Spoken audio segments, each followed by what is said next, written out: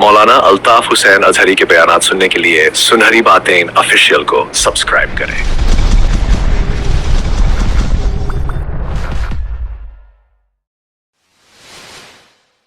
Subscribe کیجئے ہمارے channel کو اور بیل آئیکن کو دبائیے ہماری لیٹسٹ ویڈیو سب سے پہلے دیکھنے کے لیے۔ ونعوذ بالله من شرور أنفسنا ومن سيئات أعمالنا من يهده الله فلا مضل له ومن يضلله فلا هادي له ونشهد أن لا إله إلا الله وحده لا شريك له ونشهد أن سيدنا ومولانا محمدا عبده ورسوله أما بعد أعوذ بالله من الشيطان الرجيم بسم الله الرحمن الرحيم يا أيها الذين آمنوا اتقوا الله وكونوا مع الصادقين آمنت بالله صدق الله مولانا العظيم وصدق رسوله النبي الكريم ونحن على ما قال من الشاهدين والشاكرين والحمد لله رب العالمين كما قال الله تبارك وتعالى في عظمة شان حبيبه إن الله وملائكته يصلون على النبي يا أيها الذين آمنوا صلوا عليه وسلموا تسليما اللهم صل على سيدنا مولانا محمد وعلى آل سيدنا مولانا محمد وبارك وسلم صلاة وسلاما عليك يا رسول الله صلاة وسلاما عليك يا حبيب الله غوث اعظم محمد کا محبوب ہے، غوث اعظم زمانے کا سلطان ہے، اور غوث اعظم کی ہر جا مچی دھوم ہے، غوث اعظم کا گھر گھر میں فیضان ہے۔ اس نے چوروں کو دیکھا ولی کر دیا، اس نے چوروں کو دیکھا ولی کر دیا، اور پر خطاؤں کو قطب جلی کر دیا۔ غوث اعظم کی ہے ہر نظر کیمیا، ان کا فرمان خالق کا فرمان ہے، غوث اعظم زمانے کا سلطان ہے۔ اور سارے ولیوں کی گردن جھکائی گئی، سارے ولیوں کی گردن جھکائی گئی، اور مہر ان کے قدم کی لگائی گئی، چاہے اوتاد ہو چاہے ابدال ہو، میرے غوث جلی کا مدح خان ہے، غوث اعظم زمانے کا سلطان ہے۔ اور سنیو یاد ان کی مناتے رہو، سنیو یاد ان کی مناتے رہو، اور نعرہ یا غوث اعظم لگاتے رہو، نعرہ یا غوث اعظم لگاتے رہو۔ اسم اعظم ہے یہ، اسم اعظم ہے یہ، اور یہی لا حول ہے، جس کو سن کر کے جل جاتا شیطان ہے، غوث اعظم زمانے کا سلطان ہے۔ اور غوث اعظم ولیوں کا سرتاج ہے، غوث اعظم ولیوں کا سرتاج ہے، ہر جگہ ہر گھڑی آپ کا راج ہے، ہر جگہ ہر گھڑی آپ کا راج ہے، اور ان کے ہاتھوں میں صائم ہم سب کی لاج ہے، ان کے ہاتھوں میں صائم ہم سب کی لاج ہے، جو مریدوں کا ہر دم نگہبان ہے، غوث اعظم زمانے کا سلطان ہے، غوث اعظم محمد کا محبوب ہے، غوث اعظم زمانے کا سلطان ہے، اور غوث اعظم کی ہر جا مچی دھوم ہے، غوث اعظم کا گھر گھر میں فیضان ہے۔ واجب الاحترام گرامی قدر ذی وقار سادات اعظام علماء ذوی الاحترام محترم و مکرم سامعین، اللہ تبارک و تعالیٰ کا فضل کرم اور اس کا احسان کہ اس نے اپنی مہربانی فضل اور کرم سے ہمیں یہ توفیق عطا فرمائی کہ آج ہم اور آپ اس بابرکت محفل میں اور اس نورانی اور عرفانی مجلس میں محبوب سبحانی قطب ربانی شہباز لامکانی ابو محمد شیخ عبد القادر جیلانی پیران پیر دستگیر روشن ضمیر الحسنی والحسینی رضی اللہ تعالی عنہ کی عظیم بارگاہ میں بڑے ادب کے ساتھ اپنی عقیدتوں اور اپنی محبتوں کا نذرانہ اور خراج پیش کرنے کے لیے حاضر ہوئے ہیں۔ اللہ پاک ہم سب کی حاضری قبول فرمائے اور اس مبارک اور مقدس ذکر کو اللہ تعالی ہم سب کے لیے دونوں جہان کی سعادت مندی، نیک بختی، نجات اور شفاعت مصطفیٰ کا ذریعہ اور سبب بنائے۔ اور حقیقت ہے یہ بابرکت محفلیں جو ہیں یہ جو خوش نصیب حضرات ہوتے ہیں ان کے حصے میں آتی، اور اس محفل پاک میں وہی تشریف لاتے ہیں جو نصیب والے ہیں اور جنہیں اذن ملتا ہے، اجازت ملتی ہے، اور یہ محبت کا تقاضا ہے۔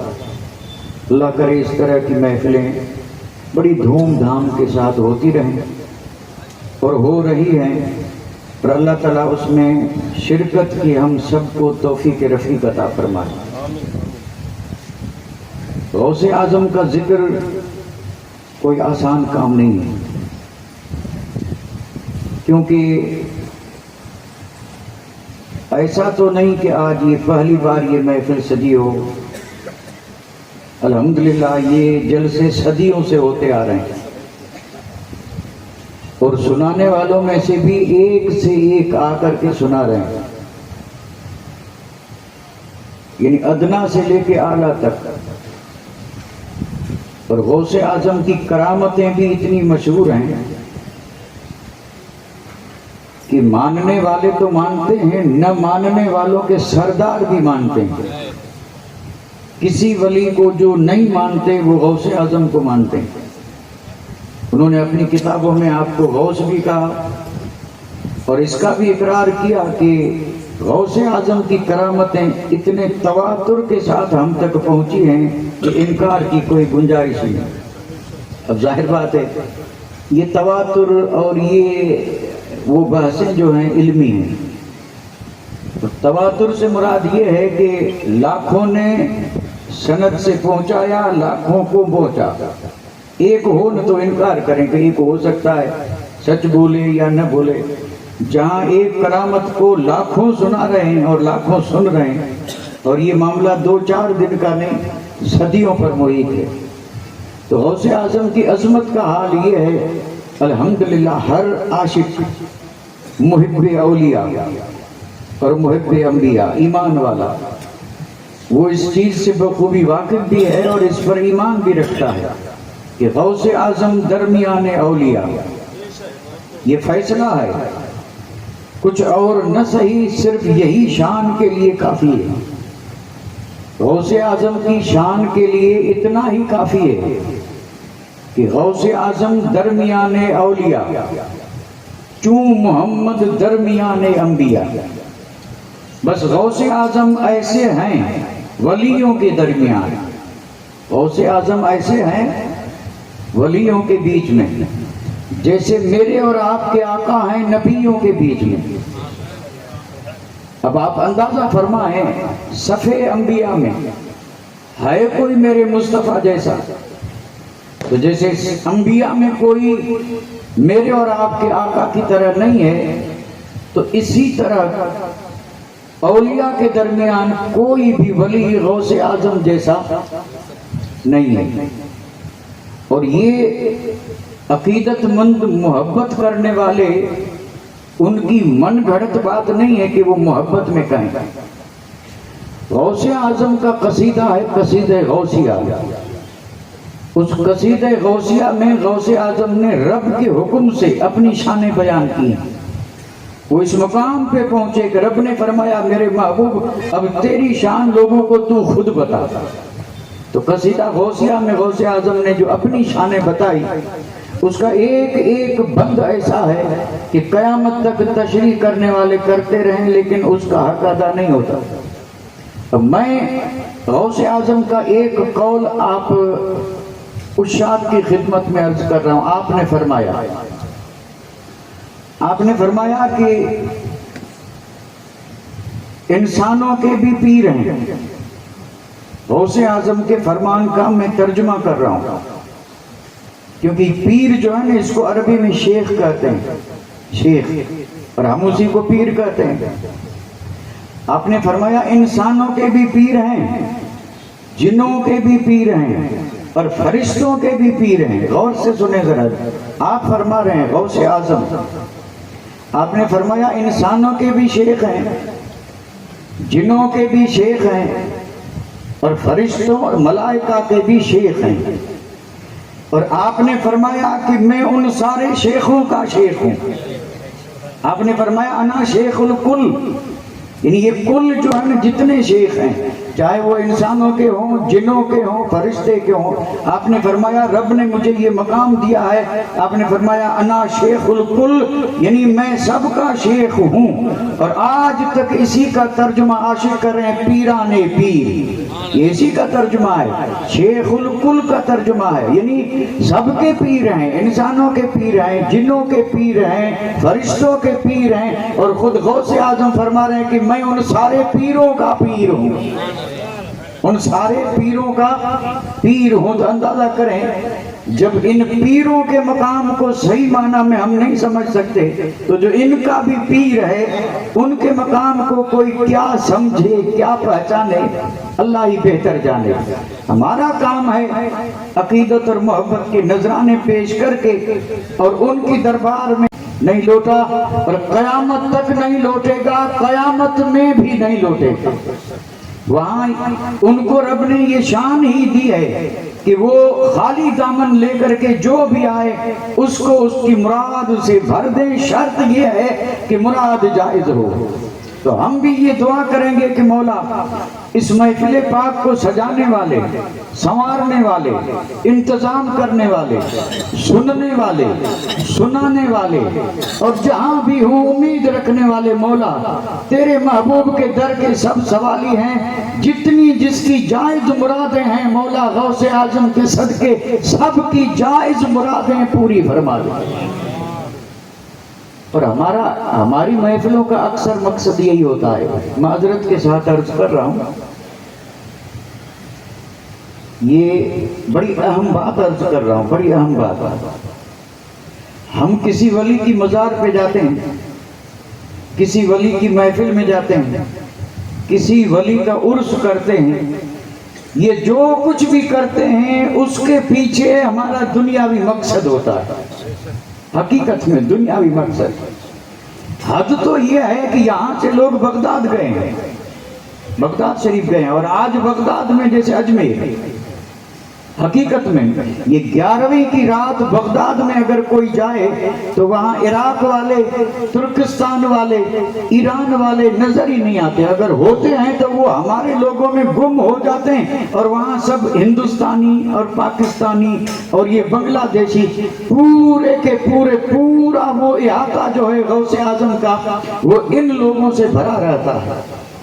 اور ظاہر بات ہے، اور یہ سال بھر آتے جاتے رہتے ہیں، ہم بھی اولیاء کی دربار میں آتے جاتے رہتے ہیں، لیکن جہاں تک میرا خیال ہے، ہو سکتا ہے میں غلطی بھی کروں، لیکن میرا خیال یہ ہے کہ ہم جاتے ہیں اپنا مقصد لے کے، اور یہ جو ہر چھٹی پہ بھی جو جاتے ہیں وہ بھی دنیا کا مقصد ہوتا ہے، اور وہاں تو بھائی جو بھی مقصد لے جاؤ مقصد ملتا ہے تب تو جاتے ہیں نا۔ لیکن ہم اس چیز سے بے خبر ہیں کہ اللہ تعالیٰ نے یہ جو سلسلہ جاری کیا ہے ولیوں کا، وہ سلسلہ ہماری صرف دنیا کے لیے نہیں ہے، سلسلہ جاری کرنے کا مقصد ہی دین ہے، مقصد ہی دین ہے۔ جو مقصد دین ہے اور اولیاء اللہ نے زندگی بھی اسی دین کے لیے بسر کی، تو اللہ توفیق دے ہمیں بھی چاہیے کہ ہم دنیاوی مقاصد پیچھے رکھیں، کسی بھی ولی کے پاس جائیں تو مقصد دینی ہو، اور یہی مقصد لے کے جائیں کہ سنت نہیں ہے، ایسی ہمت دے کہ میں سنت کا پابند بن جاؤں، دے دے مولا کے ولی۔ کبھی ہم اس طرح گئے، اللہ توفیق عطا فرمائے اولیاء کے دربار میں، اور یہ محفلیں جو ہیں اس کے پیچھے بھی کئی اغراض مقاصد ہوتے ہیں دنیا کی، لیکن اصل میں مقصد ہونا چاہیے دین، جو کہ اصل ہے، اور وہی چیز کام آنے والی ہے۔ دنیا کس کو کام آئی؟ سکندر بھی گیا تو دونوں ہاتھ خالی تھے، تو دنیا کس کو کام آئے گی؟ ہمارے پاس دنیا ہے ہی کیا؟ عقل مند وہی ہے جو چاہے محفل سجائے، چاہے محفل میں آئے، چاہے ذکر سنے، چاہے ذکر سنائے، پہلے دین ہو پھر دنیا۔ اللہ ہم سب کو ایسی توفیق دے۔ اب چونکہ ذکر ہے غوث اعظم کا، میں ایک بات آپ پر واضح کر دوں کہ کہیں آپ لوگ غلط فہمی میں نہ رہیں۔ کرامتیں ہم ہمیشہ سنتے ہیں اور حق ہے، اور بے شک غوث پاک اتنی کرامتیں اور لاجواب کرامتیں کسی کی نہیں ہیں، ان گنت بے شمار کرامتیں، اور یوں سمجھیے کہ غوث اعظم کی ذات سراپا کرامت تھی۔ یہ جملہ آپ نہیں سمجھیں گے، سراپا کرامت، یعنی ایک تو ہے کسی سے کرامت کا ظاہر ہونا، اور ایک یہ ہے کہ رب نے پورا جسم کرامت ہی بنا دیا۔ غوث اعظم کی پاک ذات سراپا، سر سے لے کے پیر تک کرامت ہے، اور اس کا مطلب آسان کر دوں، وہ بیٹھیں تو بیٹھنا کرامت، اٹھیں تو اٹھنا کرامت، چلیں تو چلنا کرامت، کھائیں تو کھانا کرامت، پیئیں تو پینا کرامت، بولیں تو بولنا کرامت، دیکھیں تو ہزاروں کرامت۔ یعنی یہ وہ ذات ہے کہ جس کو رب نے سراپا کرامت بنایا، لیکن ولی کرامت پہ اتنا زور نہیں دیتا جتنا استقامت پہ، جتنا نبی کی سنت پہ۔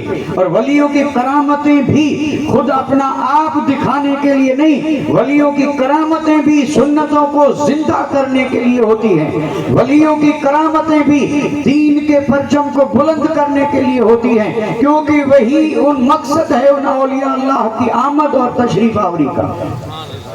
تو جب ہر ولی کی آمد کا مقصد یہی ہے تو یہ تو سب کے ولی ہیں، پیروں کے پیر ہیں، تو ان کا تو مقصد ان سے بھی زیادہ عظیم تر ہوگا، اور یہی مقصد تھا، اس لیے رب نے انہیں طاقتیں بھی وہی تھی کہ یہ دین کو آپ نے ایسی زندگی بخش دی کہ آپ کے القابات کی کوئی کمی نہیں ہے، لیکن آج تک پوری دنیا اگر انہیں جانتی ہے تو اسی لقب سے جانتی ہے جو ہے محی الدین۔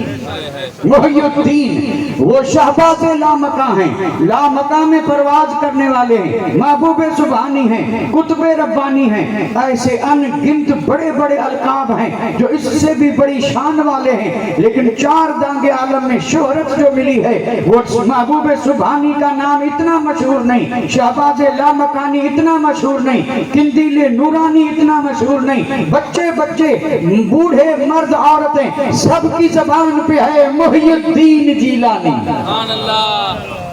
وہ اس لیے ہے کہ آپ نے دین کو وہ زندگی بخشی کہ اب مٹانے والے مٹتے رہیں گے، دین آج بھی زندہ کل بھی زندہ، کیونکہ محی الدین عبد القادر جیلانی۔ تو عرض کیا کر رہا تھا کہ میں بھی آج اگر دو ایک کرامتیں سنا دوں تو میرے لیے بہت آسان ہو، اتنی آسانی ہو کہ مت پوچھیے۔ دو کرامتیں سنا دوں، وقت پورا ہو جائے، آپ بھی خوش ہو جائیں اور سبحان اللہ محفل بھی کامیاب ہو جائے، لیکن میں نے یہ نہیں سوچا، میں کچھ اور سوچ کر کے آیا ہوں، اور وہ سوچ میری یہ ہے کہ کرامت تو میں ایک ہی سناؤں گا، لیکن کرامت کے پیچھے جو مقصد ہے اس پہ میں ذرا زیادہ زور دوں گا۔ اس کرامت کے پیچھے جو مقصد ہے اس پہ زیادہ زور. میرا ارادہ ہے دوں اور فیض ادھر سے اور ادھر سے اگر فیض ہوا تو میں زیادہ زور دے سکتا ہوں, اور اگر نہیں تو میرے بس میں کچھ نہیں اور نہ میرے پاس کوئی ہمت ہے. ایک ہی کرامت میں عرض کروں گا بڑی مشہور, اور آپ کو ذرا توجہ سے سننا ہے مہربانی کر کے. ہاں بالکل, جب تک آپ بیٹھے ہیں تو ذرا شوق سے سنیں, اللہ توفیق عطا فرمائے. اور میں نے جملہ یہ بولا کہ غوث اعظم کی ہر کرامت میں امت کے لیے سبق, ہر کرامت میں امت کے لیے. اب امت سبق پڑھے یا نہ پڑھے یہ تو امت پہ نہیں پڑھیں گے تو پڑھانے والا کیا کرے گا. یہ برسوں تک رہے کالجوں میں یونیورسٹیوں میں, نمبر نہیں آئے تو یہ کوئی ٹیچر استاد کا اس میں قصور تھوڑا, کوئی پڑھنا ہی نہ چاہے تو پڑھانے والا کیا کرے گا. کوئی ایسا تھوڑے کہ گھول کے پلا دے, ولی تھوڑے ہیں. جب ہم اولیاء اللہ کے دربار سے کچھ سیکھنا چاہیں گے تب نہ وہ سکھائیں گے. ہم سیکھنا تو کچھ چاہتے نہیں, ہم تو دامن ہی بھرنا چاہتے ہیں کہ بن محنت کے دامن بھر دو. اب یہی مقصد لے کے پر ہم چل رہے نہیں. غوث اعظم کی یعنی پوری زندگی کا ایک سیکنڈ, منٹ نہیں, غوث اعظم کی پوری زندگی کا ایک سیکنڈ اگر کسی میں ہمت ہو تو 90 یا 91 برس کی عمر کے سیکنڈ نکال لے. وہ ہمت تو آج تو آسان ہے, کمپیوٹر پہ لگا کے نکال دیں کہ عمر کتنی, اس میں دن کتنے, مہینے کتنے, سال کتنے, گھنٹے کتنے, منٹ کتنے, اور پھر پوری عمر غوث اعظم کی سیکنڈ کتنے. ہو سکتا ہے لیکن ہے ذرا مشکل کہ نہیں ہو سکتا. غوث اعظم کی پوری زندگی کو سیکنڈوں میں تقسیم کرنا یعنی ہو سکتا ہے, ایسا نہیں کہ نہ ہو, لیکن محنت چاہیے. اور اگر کوئی ماہر ہو تو چند منٹوں میں دکھا دے آپ کو.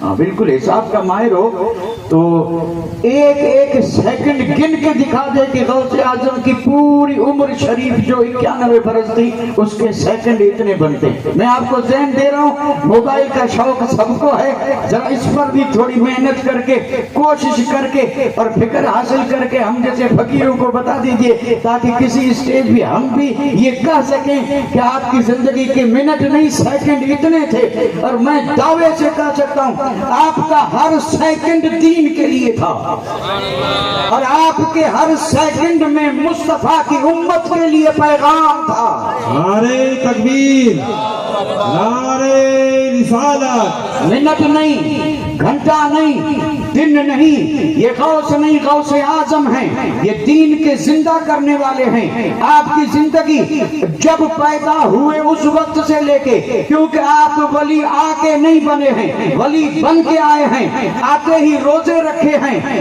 اور وہ عارف باللہ بھی تھے اور وہ عالم بھی تھے, سب کچھ تھے. پیدا ہونے سے لے کے وفات تک کی عمر کے نکالیں سیکنڈ. اور پھر میں عرض کر رہا ہوں کہ یہ وہ غوث ہے کہ جس نے عمر کا ایک ایک سیکنڈ نانا جان کی دین کی احیاء اور دین کی سربلندی کے لیے وقف کر دیا. اب نکالیں سیکنڈ, کوئی سیکنڈ ایسا نہیں کہ اس امت کے لیے پیغام نہ ہو, اس امت کے لیے اس میں سبق نہ ہو, اس امت کے احیاء کے لیے اس میں کوئی سبب نہ ہو. آپ کی پوری زندگی گزری ہے کس کے لیے؟ دین کو زندہ کرنے کے لیے. اس لیے دین نے بھی خود آ کر کے بتا دیا کہ کوئی کہے یا نہ کہے عبد القادر تو محی الدین ہے. یہ کرامت آپ اور ہم ہمیشہ سنتے رہتے ہیں, ایسا نہیں کہ کوئی یہ نئی بات ہے. احیاء دین والی کرامت تو برسوں سے ہو رہی ہے. کمزور پڑا تھا ہاتھ تھاما, اٹھا کا دینوں. یہ غوث اعظم نے دین زندہ نہ ہوتا تو ہم تک پہنچتا. تو جو دین کی بہاریں ہیں یہ سب صدقہ ہے غوث اعظم کا. خیر, یہ بات بڑھ رہی ہے, بڑھانا مقصد نہیں. میں اپنے معمول کے مطابق جو کچھ عرض کرنا ہے اس کے لیے ایک مختصر سی تمہید اب باندھ رہا ہوں. یعنی میری تقریر کے لیے جو تمہید ہے وہ میں یہ اس سے پہلے جو میں نے عرض کیا یہ نذرانہ تھا ہم سب کی طرف سے اس عظیم دربار میں, اللہ قبول فرمائے. تمہید میں بڑے اختصار سے عرض کر رہا ہوں, بڑے بنیادی چیز ہے, بنیادی جڑ. اور ظاہر بات ہے جڑ ہی سے سب کچھ ہے. جڑ نہ ہو تو درخت ہرا رہے گا. पत्ते, टहनियाँ, फल, फूल, कुछ भी मामला सारा है किस पे? जड़। तो मैं सोचता हूँ कि जरा पहले जड़ और बुनियाद थोड़ी सी मजबूत कर लूं, फिर आगे बढ़ो। 5-10 मिनट आप जरा बिल्कुल गौर से मुझे सुने, उसके बाद इधर उधर हो तो भी कोई ज्यादा फर्क नहीं पड़ेगा, लेकिन 5 मिनट तो आपको गौर से सुनना ही पड़ेगा। हज़रत आदम जन्नत में थे, जन्नत में जमीन पे आए रब के हुक्म से। क्यों आए? किसी से भी पूछें तो वो कहेंगे कि जो मना किया था ना वो दाना खा लिया, रब ने मना किया था, हज़रत आदम ने खा लिया। और ये गुनाह नहीं था, ये भूल लफ्ज़ थी, इसमें हिकमतें थी, आपने खा लिया। जैसे ही खाया, वजाहत कर दूं, अब बोर तो नहीं हो रहे हैं? हजरत आदम जब अफसोस हुआ कि जन्नत से आ गया, रब ने फरमाया हमेशा के लिए नहीं, इम्तिहान है, जाओ जमीन पे, फिर क्या होगा? रब ने फरमाया हादी आएगा। क्या आएगा? मैं तुम्हारे पास हादी भेजूंगा, और हादी इसलिए भेजूंगा कि जो हादी की मानेगा वो जन्नत में, और जो हादी की नहीं मानेगा वो। अच्छा, हादी कौन? 1,24,000 हादी नबी बन के आए। ये हादी थे, हुदन, हुदन माना हादी, हिदायत भी यही, हादी भी यही। हादी माना जन्नत का रास्ता बताने वाले, यानी आए से जन्नत से और यहाँ आकर के अब फिर जन्नत में जाना है तो रास्ता तो चाहिए। इनको पता नहीं कि अब फिर कौन से रास्ते से जाएंगे, आ तो गए, अब फिर कौन सा रास्ता है कि फिर जन्नत में जाएं। तो रब ने कहा फिक्र मत करना, तुम्हें मैं रास्ता बताने वाला भी दे दूंगा, आते रहेंगे, आते रहेंगे, और फिर आखिर में उन रास्ता बताने वालों का भी सरदार तुम्हें दे दूंगा, और मेरे महबूब मोहम्मद रसूलुल्लाह होंगे। सारे नबी हादी बन करके आए, उन नबियों की राह पे जो चले सब जन्नती। उन हादियों की बताए हुए राह पे चले सब, और जो नहीं चले, यहाँ तक कि अगर बेटे ने भी वो राह नहीं ली तो वो भी। सुने सुने जरा गौर से सुने, हजरत नूह अला नबीना अलैहिस्सलातु वस्सलाम हादी बन के आए थे, और जब तूफान आया तो आपने कहा मेरा बेटा, और रब ने फरमाया तेरा बेटा नहीं है, वो अमलुन गैर साले, तेरा बेटा तो तब होता जब तेरी मानता, इसने तेरी नहीं मानी, तेरी मानने वाली बुढ़िया को कश्ती के बगैर बचा दूंगा, और तेरा बेटा पहाड़ की चोटी पे चढ़ के भी नहीं बच सकता। बेटा हजरत नूह का है, लेकिन हादी की नहीं मानी तो दोज़ख में गया। और ये बिलाल हबशी है, लेकिन जब हादी पे कुर्बान हुआ तो मेराज में जन्नत में पहले जा रहा है। नारे तकबीर, नारे रिसालत, जश्न गौसुल आज़म। रब ने फरमाया मेरे महबूब पैगंबर हादी आएंगे, फमन तबे हुदाय, फमन हदीस नहीं है, किसी शेख का कौल नहीं, किसी बुजुर्ग, किसी पीर का कौल नहीं है, रब का फरमान है। और रब ने फरमाया फमन तबे हुदाय, और यहाँ देखिए हादी रब ने भेजा, लेकिन उसी हादी की हिदायत को रब अपनी हिदायत कह रहा है। ये नहीं कि रब ने कहा हुदा हो, हादी आएगा, लेकिन हर हादी के साथ रब ने फरमाया हिदायत मेरी होगी। फमन तबे हुदाया, जिसने मेरी उस हिदायत की ताबेदारी की वो लौट के जन्नत में आएगा। तो यहाँ तो आसान हो गया समझना कि जन्नती कौन है और दोज़खी कौन है, बताने की भी जरूरत नहीं, पूछने की भी जरूरत नहीं, थोड़ा सा गौर करने की जरूरत है। कुरान ने फैसला कर दिया कि जन्नत से निकाले हुए हो वापस जन्नत में जाएगा वही जो हादी की माने। किसकी माने? हादी की। और हादी है नबी, और हादियों के आखिर में आए हादियों के हादी। रब ने फरमाया अब नबी नहीं आएगा, नबूवत का दरवाजा बंद, फिर वही तशवीश, वही परेशानी, नबी नहीं आएगा तो जन्नत वाला रास्ता बाद में आने वालों को कौन बताएगा। तब रब ने करम फरमा के नबी के नायब औलिया जो हैं इस सिलसिले को जारी कर दिया। मेरे और आपके आका की जाहिरी हयात के बाद कयामत तक वली वही होगा जो हादी हो। ये सुन ले गौर से, वली वही होगा जो दीन का हादी, दीन का रहबर, दीन समझने वाला, दीन समझाने वाला, दीन पे चलने वाला वली वही होगा। हवा में उड़े वली नहीं बन सकता, पानी पे तैरे वली नहीं बन सकता। पानी में मछलियां तैरती हैं, हवा में मच्छर और मक्खी उड़ते हैं। वली वही है जो नबी के तरीके पे मजबूती से चल के इस्तिकामत का पहाड़ बन के और दुनिया को दिखा दे कि गुलाम हो तो ऐसा हो। अब हादी, ये वली जितने भी सच्चे वली हैं जिनको कुरान ने वली कहा, ये सब क्या है? हादी हैं। और इनके बारे में भी यही है, फमन तबिअ हुदाया, फमन तबिअ हुदाया। अब गौसे आजम जो है ना, ये हादी हैं और इन्हें ये दर्जा हुजूर ने दिया है। अब गौसे आजम बन करके आए थे हादी, उम्मत को राह बतानी थी कौन सी जो जन्नत की है, कि अगर जन्नत में जाना है तो जो मैं बताऊं वही करो, सीधे जन्नत में। अब उम्मत अगर गौसे आजम से मोहब्बत करे और 11वीं भी करे, जलसे भी करे, बहुत सारा खर्चा भी करे, खुशियां भी मनाए, मनकबतें भी बड़े, जुलूस भी निकाले, सब कुछ करे, लेकिन गौसे आजम ने जो रास्ता बताया उस पे न चले तो है कोई जवाब? जिस काम के लिए वो आए थे उसे छोड़ दें और जो हमारे मकसद के लिए हो उसको सीने से लगा दें। 11वीं की नाज करेंगे तो साल भर बरकत रहेगी। भाई बरकत सिर्फ दुनियावी चीजों में मांगते हैं, नमाज में भी कभी बरकत मांगी? ये मेरे ज़हन में अभी एक सवाल आया, ये धन दौलत अच्छी चीज है या इबादत अच्छी? तो आप कहेंगे इबादत। तो दुनिया में धन के लिए तो हर वक्त मांगते हैं, मौला बरकत दे, मौला बरकत दे, मौला बरकत दे। और जो उससे बेहतर है कभी उसमें भी बरकत मांगी कि मौला नमाज में बरकत दे, फर्ज पढ़ता हूं तो बरकत दे कि सुन्नत पढ़ूं, सुन्नत पढ़ता हूं तो और बरकत दे कि नफल पढ़ूं, नफल पढ़ता हूं तो और बरकत दे, ज्यादा पढ़ूं, रात भर पढ़ूं, तहज्जुद पढ़ूं, इशराक पढ़ूं, अवाबीन पढ़ूं, तस्बीह पढ़ूं, मौला मेरी नमाज में बरकत दे। कभी मांगी नमाज की बरकत?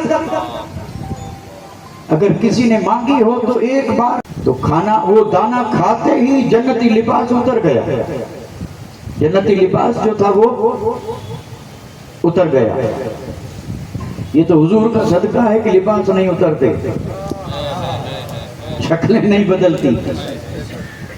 और ये दर्स व इबरत था, वो इतना अजीम पैगंबर है और वो जानबूझ करके नहीं, आमदन नहीं, रब की मशीयत थी, ये होना था। और फिर ये सबब बना कि आपने उस वजह से ये दाना तनावल फरमाया।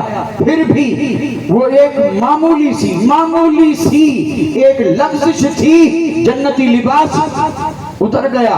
और यहाँ पहाड़ों जितनी नाफरमानियां हैं, फिर भी इंसानी शक्ल वाला लिबास नहीं उतरा, इंसानी शक्ल नहीं बदली, लिबास वही का वही है। हजार गुनाह किए हैं और कर रहे हैं, लेकिन फिर भी न रंग बदला, न रूप बदला, न शक्ल बदली, न लिबास उतरा, कोई कमी नहीं आई। ये करम है रहमतुल लिल आलमीन का, ये सदका है मुस्तफा का और वादा है रब का। रब ने वादा फरमा दिया है कि महबूब आप इनके बीच में हूं और मैं शक्लें बदल दूं और इन पे अजाब आए। नहीं नहीं महबूब, आप बीच में हैं तो मैं इन्हें नहीं, मैं तो मेरी नजर महबूब हर वक्त तुझे देख रही है।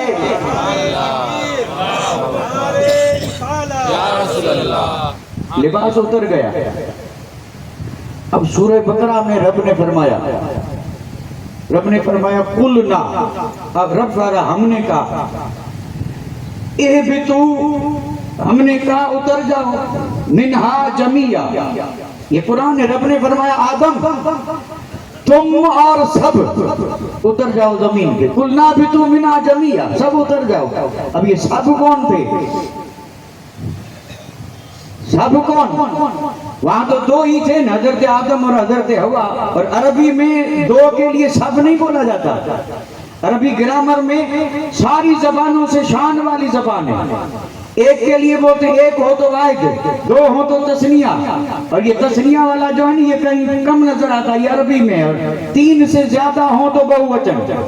ایک وچن، دو وچن، بہووچن، اور یہ دو وچن عربی میں، باقی یہاں ایک وچن بہووچن، ایک وچن بہووچن، یہ بیچ میں یہ درمیان ہے ہی نہیں، یہاں درمیان ہے، عربی کا کمال ہے۔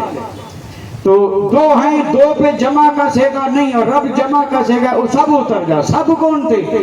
اس میں دو قول ہیں۔ ایک قول تو یہ ہے جو اسرائیلیوں سے منقول ہے، اسرائیلیوں سے، اور وہ قول یہ ہے کہ جنت میں مور بھی تھا، سانپ بھی تھا، شیطان بھی تھا، حضرت آدم بھی تھے، حضرت حوا بھی تھی، اب ہو گئے 5 جمع ہو گئے۔ رب نے فرمایا سب اتر جاؤ، ایک قول یہ ہے۔ اور ایک مستند قول یہ ہے کہ ہر بیٹا باپ کی پشت میں ہوتا ہے، ہر بیٹا، ہر اولاد باپ کی پشت میں۔ حضرت آدم جنت میں، حضرت آدم سے لے کے قیامت کی صبح تک آنے والی ساری اولاد آپ کی پشت میں۔ تو گویا کہ ظاہر میں حضرت آدم، باقی ان کی پشت میں سب تھے، سب جنت میں تھے، روح کی شکل میں، اولاد کی شکل میں۔ حضرت آدم سے رب نے فرمایا تو بھی اتر جا، تیری اولاد کو بھی لے کے اتر جا۔ سب کہاں سے آئے ہیں بھئی؟ ہم حضرت آدم کے، آپ یوں ذرا مجھے حیرت سے دیکھ رہے ہیں جیسے میں کوئی ایسی بات کر رہا ہوں جو آپ کے لیے انوکھی ہو۔ کوئی واقعہ ہوتا تو آپ اس طرح نہ دیکھتے، اور یہاں واقعہ تو ہے نہیں، اور آپ یہ پتہ نہیں واحد تثنیہ جمع کوئی سبق تھوڑے پڑھانے آئے، لیکن غور تو کریں نا۔ یعنی سارے حضرت آدم کی پیٹھ میں تھے، رب نے پھر سب اتر جاؤ، ٹھیک ہے، اترے سب سراندید کے پہاڑ پہ۔ اب جنت کی بہاریں چھوڑ کے حضرت آدم آئے یہاں اکیلے، حضرت حوا تو جدہ میں، آپ اکیلے ہیں۔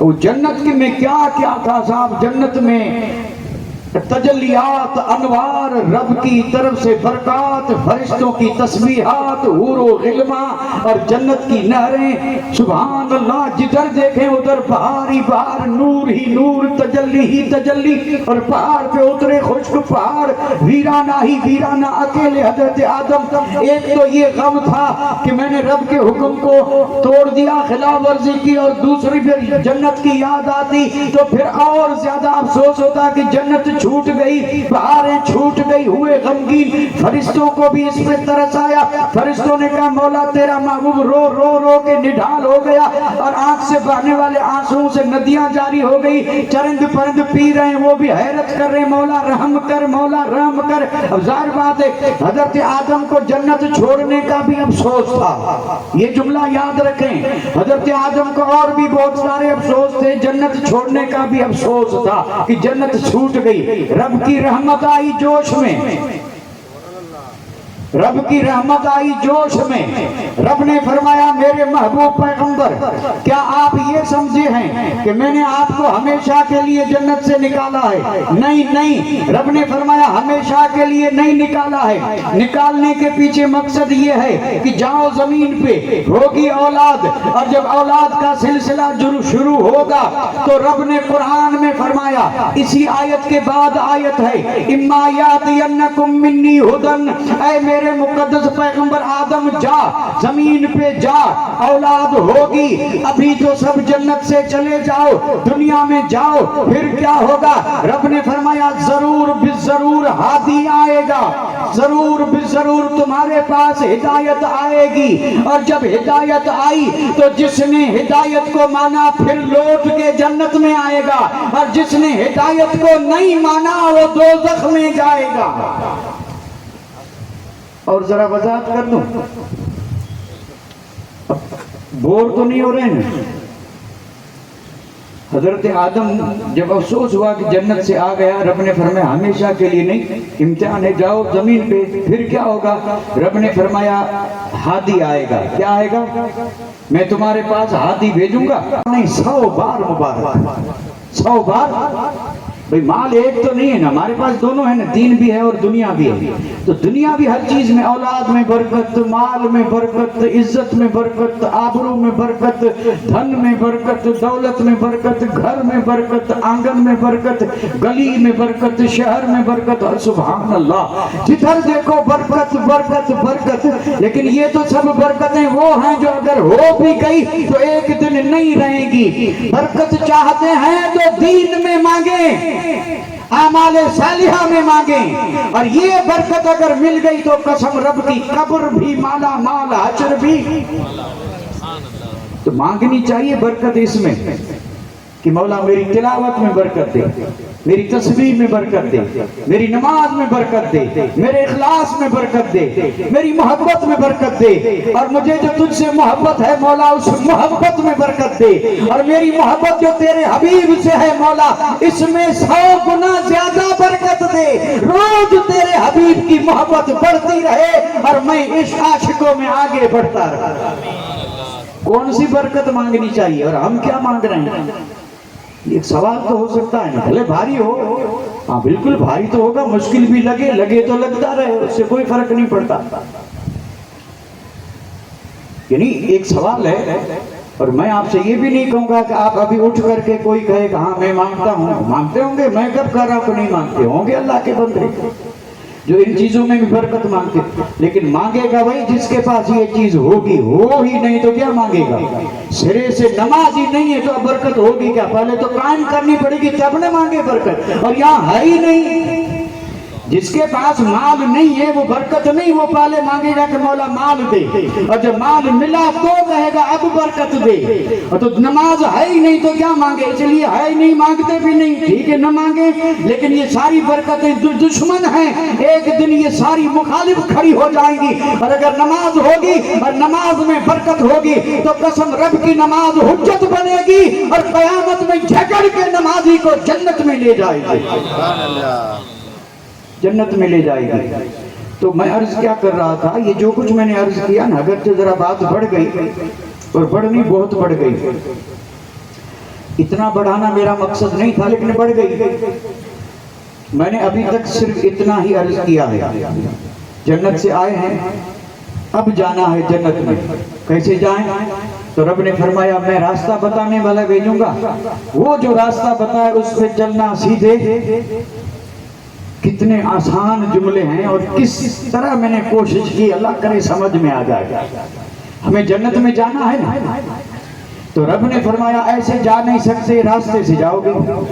तो रास्ता कौन बताए? तो रब ने कहा इन यअतियन्नकुम, जरूर जरूर तुम्हारे पास हादी आएगा, चाहे नबी की शक्ल में चाहे वली की शक्ल में, हादी तुम्हारे पास आएगा। और वली वही होता है जो दीन का हादी हो, और जो खुद दीन का दुश्मन हो वो वली हो नहीं सकता। क्या है वो मैं नहीं कहूंगा, ये जुमला बाद फिर दोहरा दूं। जो जाहिरन दीन का दुश्मन बना फिरे और लोग उसे वली कहें तो वो वली नहीं है। और क्या है ये फैसला आप पे है। हाँ, वली वही है जो दीन का दोस्त हो, दीन का खिदमतगार हो, दीन का आमिल हो। और यहाँ एक बहस तो मेरे जहन में, लेकिन अभी नहीं करूंगा, वो बड़ी लंबी बहस है। आप सुन जरूर चुके हैं कि वली कहते किसको हैं, उसके बारे में बड़ी लंबी चौड़ी बातें की गई। और एक तारीफ ये बताई गई कि वली कहते हैं कि जिसे देख करके खुदा याद आए, जिसे देख करके खुदा याद आएगा। दाढ़ी मुंडे को देख के खुदा याद आएगा? मस्जिद में नमाज हो रही है और बाहर बैठा है, खुदा याद आएगा?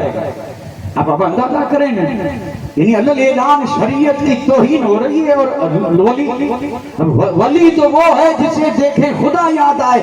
इसे देख के खुदा याद आएगा या वो से समझ गए आप? नहीं समझे होंगे, नहीं समझे तो किसी करीब वाले से पूछ लेना कि वो कौन। ऐसों को देख करके खुदा याद नहीं आएगा, खुदा तो उसको याद आएगा जिसे देख करके खुदा के जलवे नजर आए, वो खुदा की सिफात का मजहर हो और उसमें वो नूर नजर आए कि जो अल्लाह ने उसे वली बनने की सबब से दिया है। और उसे देखते ही दुनिया के सारे ख्याल दिल से निकल जाएं, आखिरत याद आए और खुदा याद आए। और ऐसे वो होते हैं जो बड़े मुत्तकी परहेजगार और वाकई खुदा के वली होते हैं और दीनदार होते हैं।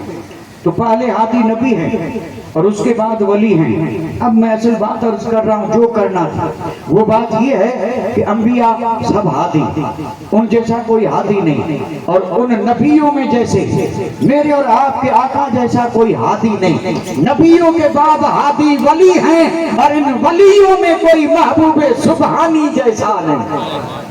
آپ ایسے ہادی ہیں، آپ کی وہ ہدایت اور رہنمائی ہے کہ قسم رب کی آج بھی آپ کی ہدایت اور رہنمائی غلاموں کو جنت کا راستہ بتا رہی ہے، جنت کا راستہ۔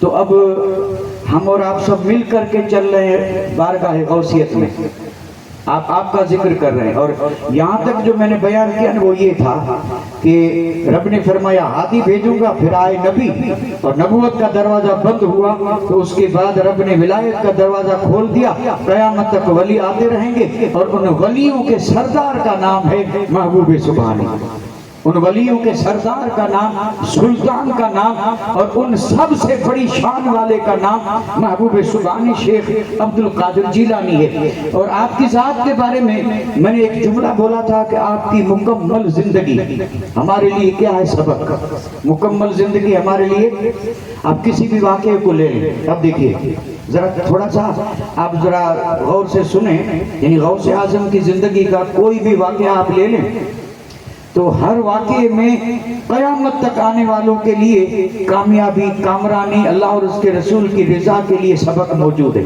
سبق موجود ہے، لیکن سنتے ضرور ہیں، سبق کی طرف کم جاتے ہیں، واقعہ سنتے ہیں، سبق کی طرف اور سے سنیں، یعنی غوث اعظم کی زندگی کا کوئی بھی واقعہ آپ لے لیں تو ہر واقعے میں قیامت تک آنے والوں کے لیے کامیابی، کامرانی، اللہ اور اس کے رسول کی رضا کے لیے سبق موجود ہے، سبق موجود ہے، لیکن سنتے ضرور ہیں، سبق کی طرف کم جاتے ہیں، واقعہ سنتے ہیں، سبق کی طرف کم جاتے ہیں۔ اب میں اگر آپ سے یہ پوچھوں کہ غوث اعظم پڑھنے گئے تھے، پڑھنے نہیں گئے تھے، یعنی گھر چھوڑ کے بغداد پڑھنے گئے تھے، اچھا یہ پڑھنے گئے تو بیچ میں ڈاکو ملے اور انہوں نے آپ کے ہاتھ پہ توبہ کی، ٹھیک ہے، اور توبہ کر کے وہ 60 کے 60 ولی بن گئے۔ یہ واقعہ ہے جو ہر اسٹیج پہ الحمدللہ ہمیشہ بیان کیا جاتا ہے اور کرنا بھی چاہیے، کیونکہ آپ کی ابتدائی حالات ہیں، اور یہ بتانا مقصد ہے کہ جب چڑھتی جوانی کا عالم یہ تھا تو جب یہ سورج نصف النہار پہ آیا ہوگا تو روشنی کا عالم کیا ہوگا، ابھی تو دن چڑھا ہے، اور اس وقت کا حال یہ ہے۔ واقعہ میں بھی یہی عرض کروں گا، آج میں یہی واقعہ عرض کروں گا، ہاں بالکل، بس یہی، اور کوئی کرامت نہیں، کوئی اور واقعہ نہیں، واقعہ یہی ہے۔ آپ مادرزاد ولی ہیں، پھر بھی آپ مکتب میں گئے اور مکتب میں جا کے پڑھتے تھے، اور مکتب میں فرشتے ساتھ میں آپ کو پہنچانے جاتے تھے۔ آپ جب مکتب میں جاتے تو نوری مخلوق فرشتے غوث اعظم کو مکتب تک پہنچانے جاتے تھے، اور مکتب کی تعلیم جب ہو گئی پوری تو استاد نے کہا کہ عبد القادر تیری پیشانی میں مجھے جو نور نظر آ رہا ہے اس سے پتا چل رہا ہے کہ تجھے کوئی اونچا مقام ملنے والا ہے، اور اس مقام تک اور ان فضاؤں میں پرواز کرنے کے لیے علم کی تکمیل ضروری ہے، اور وہ علم یہاں پڑھا نہیں سکتے، یہاں مکتب ہے، جائیے کسی مدرسے میں، کسی دارالعلوم میں۔ اور اس وقت بغداد کا شہر جو تھا یہ علوم اور فنون کا مرکز تھا، ایک سے ایک بڑے سے بڑے عالم وہاں موجود تھے۔ تو استاد نے کہا جائیے پڑھنے، آپ آئے والدہ کے پاس، کہنے لگے امی جان استاد نے یہ فرمایا، استاد نے یہ فرمایا۔ تو آپ کی والدہ نے فرمایا بیٹا استاد نے آج فرمایا ہے، اور میرا تو ارادہ تیری پیدائش سے یہی ہے، یہی ہے کہ تو علم پڑھے تاکہ نانا کے دین کی خدمت کر سکے، کیونکہ بغیر علم کے نہ کوئی ولی بن سکتا ہے نہ دین کی خدمت، ہاں بالکل نہیں، علم کے بغیر ولی بن بھی نہیں سکتا، علم کے بغیر دین کی خدمت۔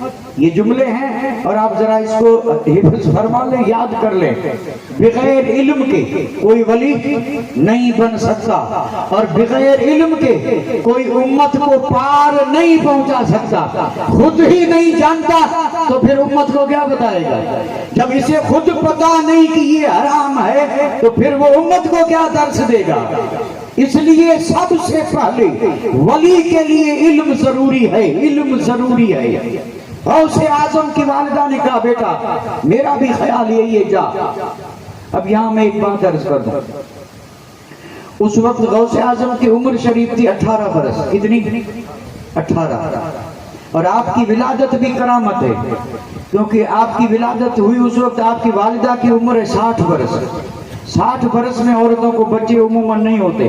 ہاں سوال ہی پیدا. عائشہ ہے, اس کو عربی میں عائشہ بولتے ہیں, اس کی اولاد ہو ہی نہیں سکتی, بس اولاد ہونے کا سلسلہ بند ہو گیا. 60 برس کی بڑھیا با اولاد ہو. غوث اعظم کی والدہ 60 برس کی ہیں اور غوث تشریف لائے. اور یہ بھی آپ کی ایک بہت بڑی کرامت ہے. 60 برس کی والدہ ہیں, آپ 18 برس کے ہوئے تو والدہ کتنی عمر ہوئی؟ یعنی 60 برس اور 18 ملائے تو کتنے بنیں گے؟ 78. 80 میں 2 کم. والدہ کی عمر 80 میں 2 کم اور شہزادے کی عمر 18 برس.